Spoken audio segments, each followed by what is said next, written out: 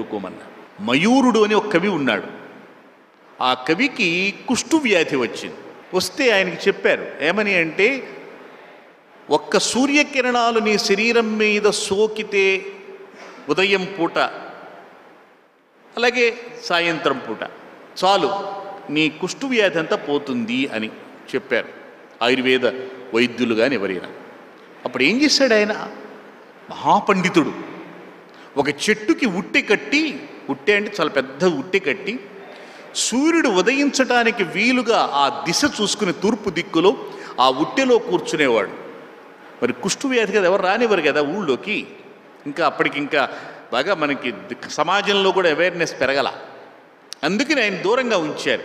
అక్కడ ఆ ఉట్టెలో కూర్చుని పండితుడు కాబట్టి ఆయన సూర్య భగవానుడి మీద స్తోత్రం చేయటం ప్రారంభించేవాడు.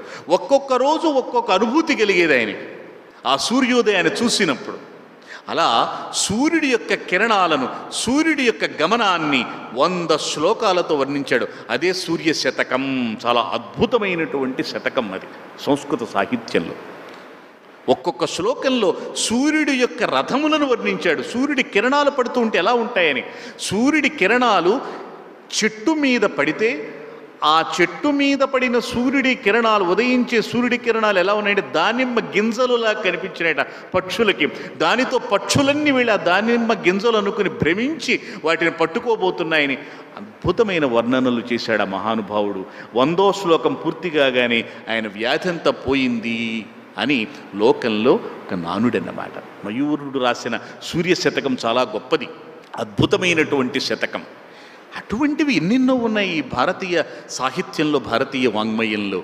అందుకని ఆరోగ్యాన్ని ఇచ్చేటువంటి మనకి ప్రత్యక్ష దైవం సూర్యుడు. అందుకని ఆరోగ్యం భాస్కరాదిచ్చేత్, శ్రియం ఇచ్చేత్ హుతాశనాత్.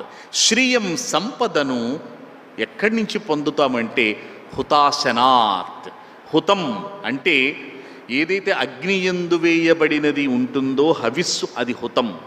ఆ హుతాన్ని అశనం స్వీకరించేవాడు, ఆహారంగా స్వీకరించేవాడు అగ్నిదేవుడు.